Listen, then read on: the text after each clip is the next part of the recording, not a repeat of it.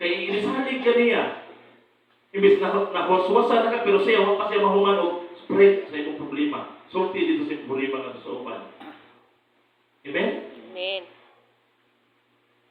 Muna nga, sa matag higayon nga naay problema sa atong kinabuhi. Unahon yun nato pagsangpit sama sa verse. Ginoo, Lord, naglakaw ko. Grabe ka nito, gingon dito. Naglakaw ko sa 8. Sa kamatayo na gani ha? Sakit na to niya ha? Paminaw niya mo 50-50 na ang iyang kinabuhi.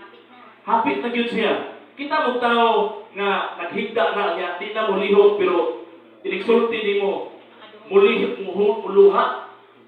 Ha? Ikaw rin mo na ang example. Inaunang katapusang party sa atong dunggan nga mawa o mamatay ang atong dunggan, atong pandungog. Atong pandungog ang last nga mawala o makamsan sa kinabuhi. So, kabantay mo, naghigda na ang tao nga hum kaniya.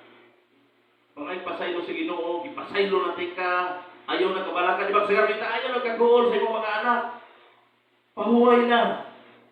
Di ba na sayo, nga na kapong, muna makita niyo nga muluha siya. Amen?